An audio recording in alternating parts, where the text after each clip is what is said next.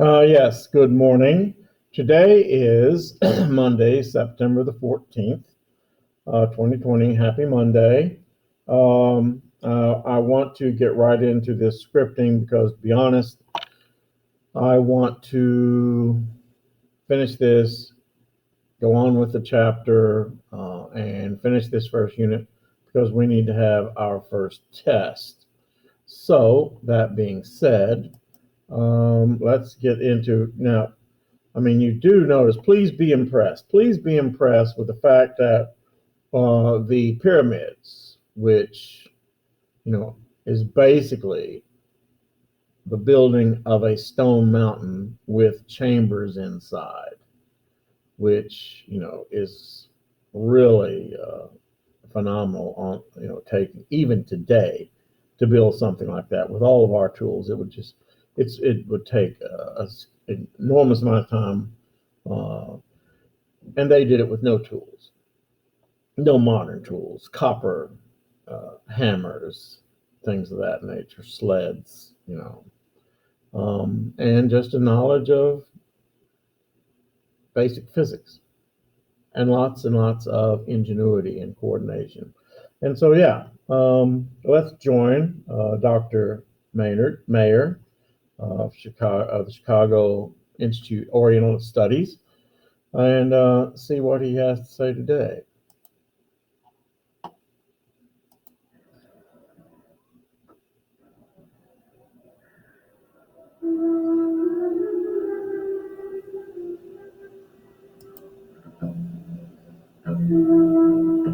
Even as we solve the mysteries of how the tombs of the three pharaohs I'm going to give us some volume. scientists and laymen alike are still in awe of the scope of this ancient undertaking. Mark Lehner's discoveries here may help put to rest some of the more far-fetched theories. It's for me much more mysterious and intriguing that the culture ruled by Khufu. See, now what he's about to tell you is that, during the 1970s, and I mentioned this before, during the 1970s, there was this theory that got started, kind of a quasi theory.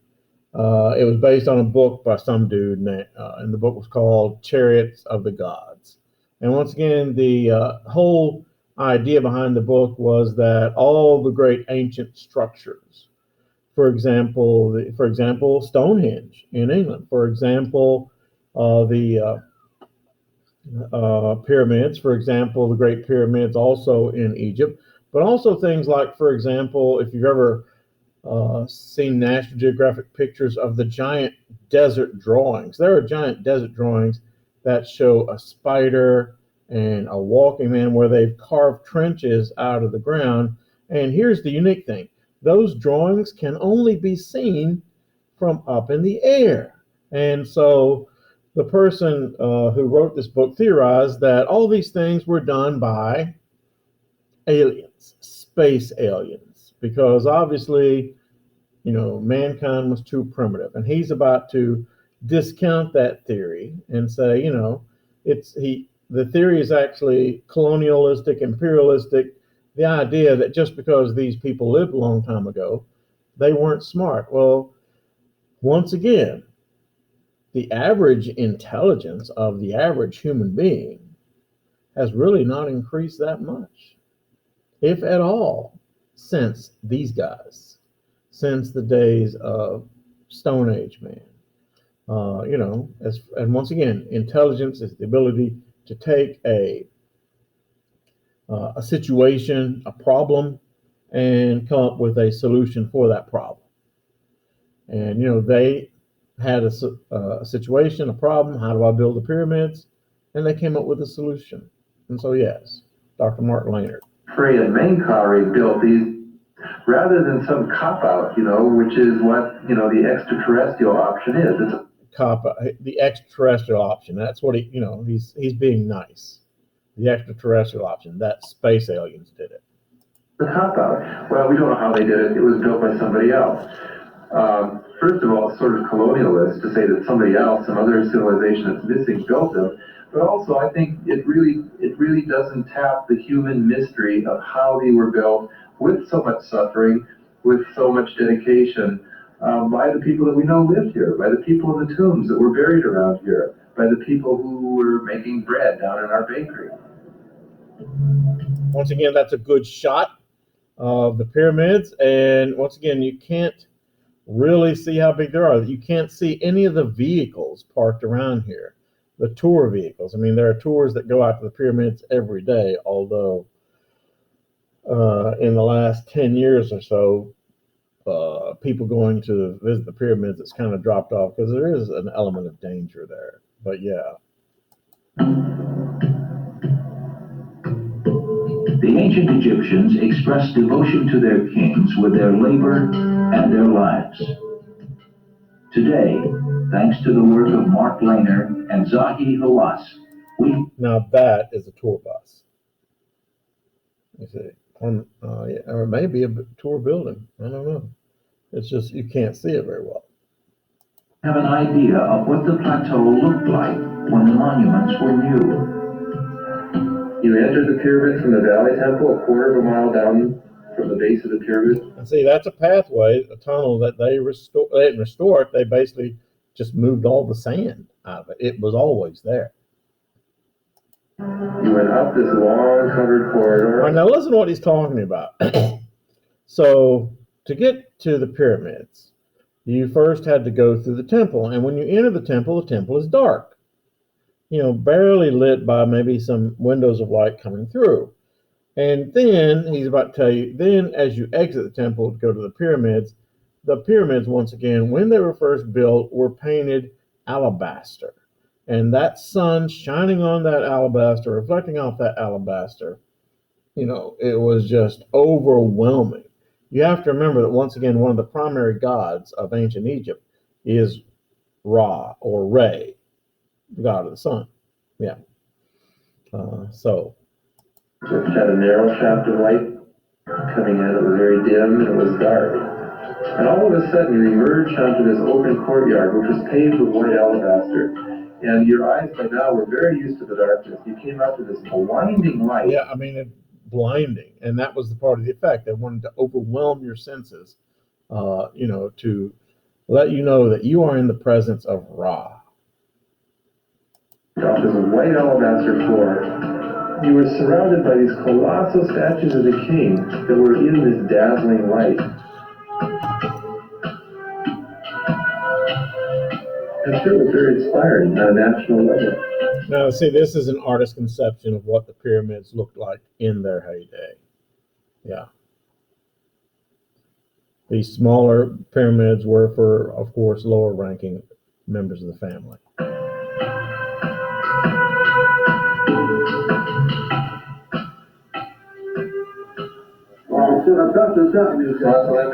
Though the work here is far from over. Now, I do want you to notice a cultural difference here. You know, what is art? Art is everything.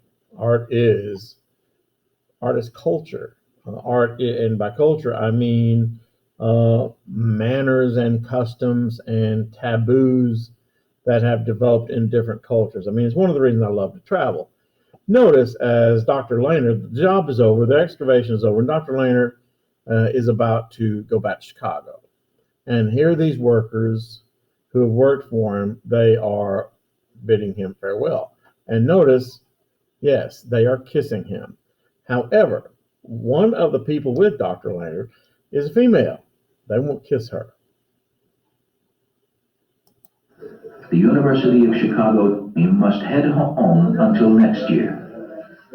See, no kisses going on here. The Americans and the Egyptians, it has been an extraordinary season of in Islam, they have very stringent rules about no physical touching, no intimacy between males and females, except for marriage, of course. Discovery.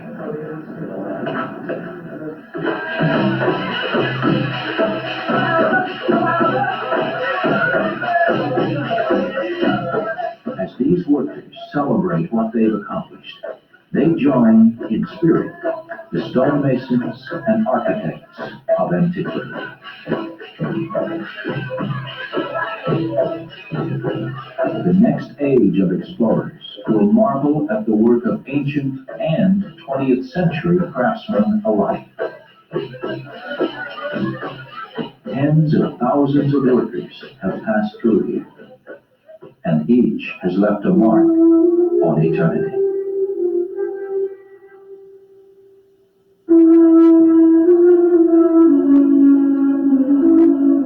Okay, just a couple more items that I want you to get into this scripting. What is that? Anybody recognize this thing here? This, of course, is the Sphinx, one of the great monuments of the pyramid area, Pyramid of Giza. Now, I want you to look right here at his nose. The answer, he doesn't have a nose. Sometimes men, and I mean mankind, can be so stupid. For example, this great monument, which is supposed to have the head of a man, head of the pharaoh, body of a lion, was carved out of stone right about the time of the pyramid, some 5,000 years ago, 4,000 years ago. And then in the year, I think it was 1804, Napoleon, on one of his military jaunts, invaded Egypt, and for a while, Napoleon's French army occupied Egypt. And the soldiers were bored, and so what they did target practice, shooting at the nose of the Sphinx. And yeah, so that. With all the excavation work happening here on the Giza Plateau, the biggest restoration job may be right here at the famous Sphinx. It's being eroded by wind, blowing desert sand, not to mention pollution from nearby Cairo. In its old age, the Sphinx has become a virtual construction site. The limestone blocks are being replaced one stone at a time. See, the problem is that the Sphinx being made of limestone is by itself, if it's left to its own devices, yes, wind will erode it, but there's not that much rain. However, in Egypt in the past 100 years, Egypt has become a city that's been very polluted in terms of automobile exhaust and in terms of coal emissions. And coal and automobile exhaust into the atmosphere make an acidic mixture, and that acid works on that limestone and basically starts eroding it really rapidly. But as the workers here try to restore the Sphinx, they must first unlock a mystery. For centuries, no one's been exactly sure what the enigmatic statue originally looked like. Here's what we do know. Half human, half lion, the Sphinx is a living image of the sun god Re. Yeah, sun god Rage, catch that? Some speculate that the desert wind. I mean, see, that's where the nose is, or was. Yeah. Was the first sculptor carving the limestone as it swirled over the sands. About 2500 BC, the pharaoh Khafre actually shaped the great beast, but as centuries went by, it was swallowed up by the sands. Attempts at restoration were never completely successful. The elements had eroded its features. Now they're about to show you a computer-generated model of what the Sphinx looked like when it was in its heyday. But now, for the first time in 4,000 years, here's what the original Sphinx might have looked like. Using stereoscopic photography and computer-generated modeling, we're able to imagine how the great statue appeared in its finest hour.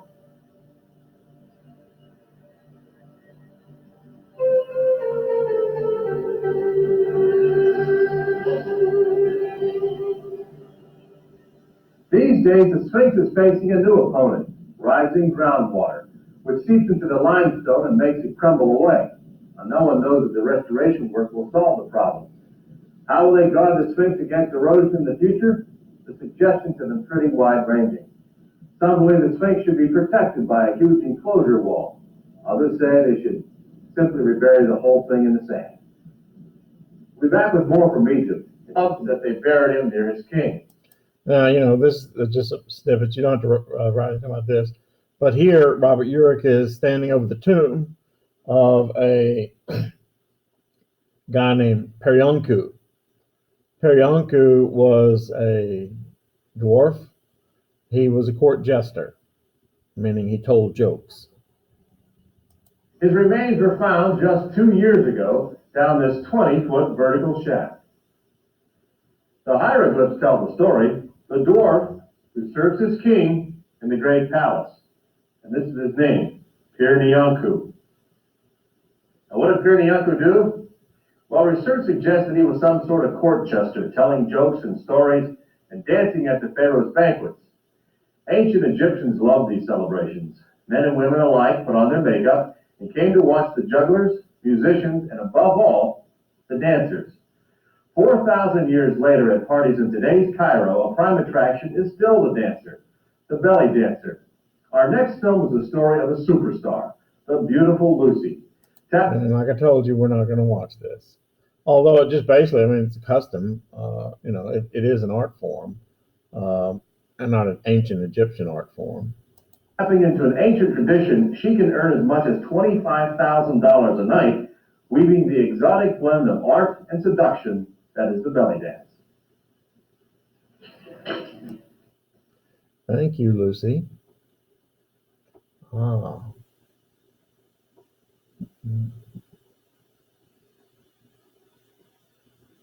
I want just to stop a little bit with Thor Heyerdahl. Yeah, Thor Heyerdahl was this guy who theorized that the ancient Egyptians might have crossed the Atlantic. And to prove it, he built a ship out of reeds. See, if you look back at this, back at these are objects he found. Were curiously similar. Yeah, these objects were found on the right in Egypt and on the left in Central America, and they look the same. And so his theory is that the ancient Egyptians may have crossed the Atlantic. And so he builds a ship made out of reeds. Yeah. The pieces on the left are all from Central or South America. Those on the right from Egypt and Mesopotamia.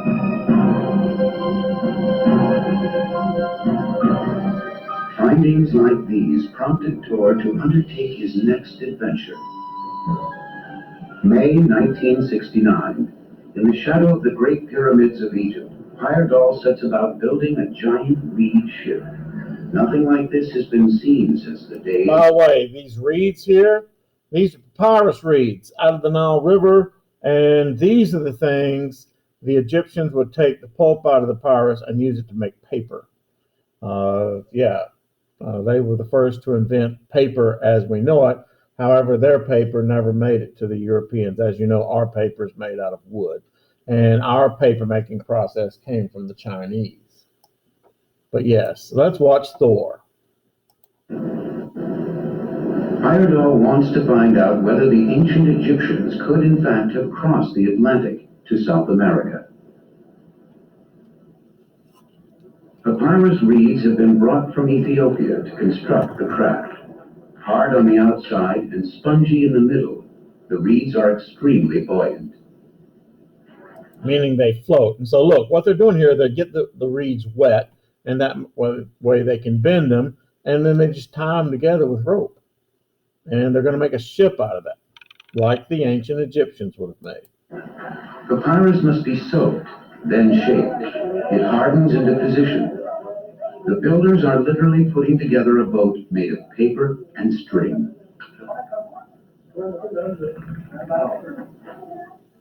Heyerdahl launches his second boat.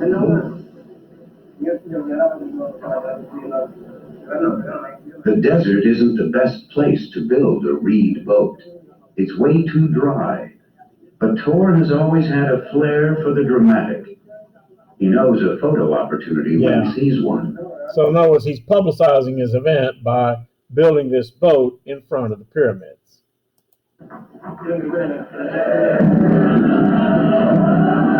When the ancient craft is completed, its send-off looks like a scene out of a Hollywood epic. Once again, the flamboyant Heyerdahl turns archaeology into adventure, science into world theater.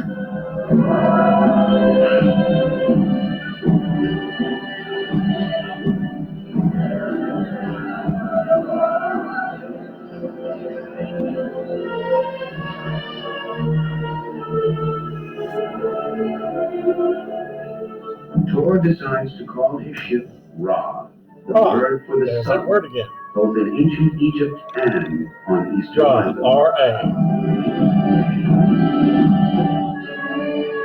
Did you notice that he said it was, Ra was the name of the sun, both in Egypt, but also in Easter Island? If you don't know where Easter Island's off the west coast of South America. It's a world apart.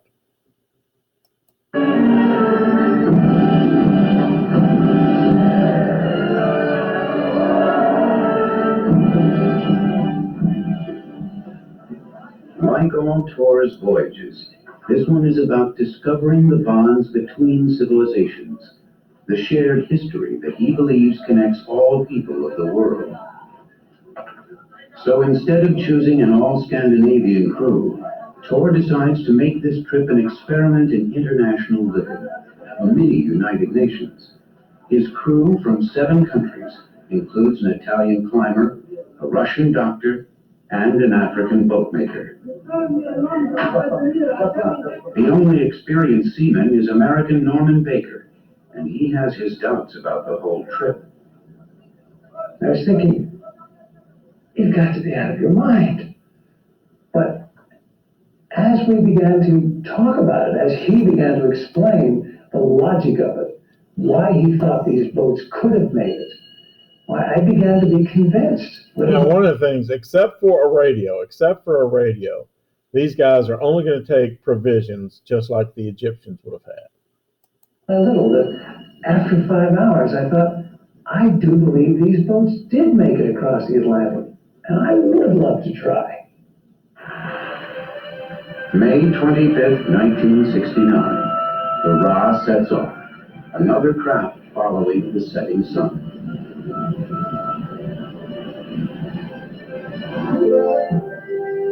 Their journey will take them from the shores of Morocco. They start here, not here. Across 3,000 miles of the Atlantic. They hope to set in at the West Indies, off the coast of the Americas. In a few weeks, they will find out whether a reed ship could have crossed the vast Atlantic, hundreds of years before Christopher Columbus, whether the pre-Columbian Indians could have been influenced by the Egyptians.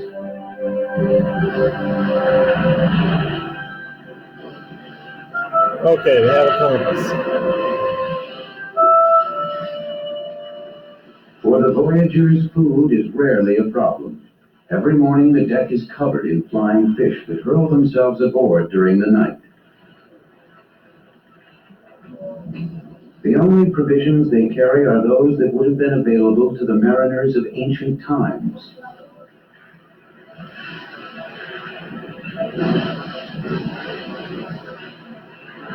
They are far out into the Atlantic, weeks along in their journey, before they notice that the stern is slowly starting to sink. Yeah, the stern, the back of the ship. Notice, the stern's starting to sink. Water's starting to come through. Basically, the reeds are being waterlogged. Into the water. At first, no one sees it as a cause for alarm. They simply use the sagging section as a ready-made wash basin. But as each day passes, the stern sinks a little lower, cutting down their progress. Ra is dragging herself through the water instead of riding on top of it. The Ra is beginning to break up.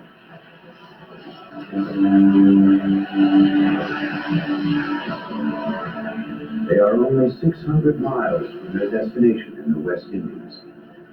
But hour by hour, Large chunks of papyrus are drifting on.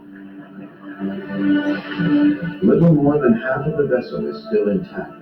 They struggle to hold her together for a few more precious miles, tying extra ropes and papyrus around the hull.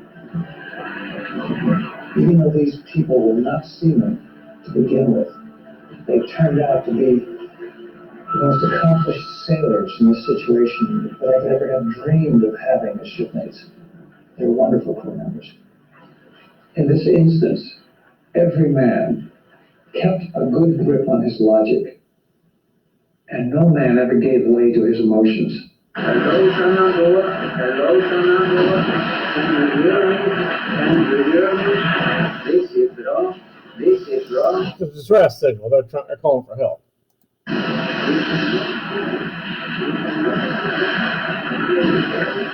As the situation deteriorates, the group votes on whether or not to go on. All the men voted to continue. In another week, they say, we will be in the Caribbean. But I was responsible for the experiment. To me, it was a scientific experiment. So, and I knew the parents and the wives of the men. So I said, let us cut it off. We have the answer. When a boat of American newsmen journeys out to document the end of their voyage, the photo opportunity turns into a dramatic rescue mission.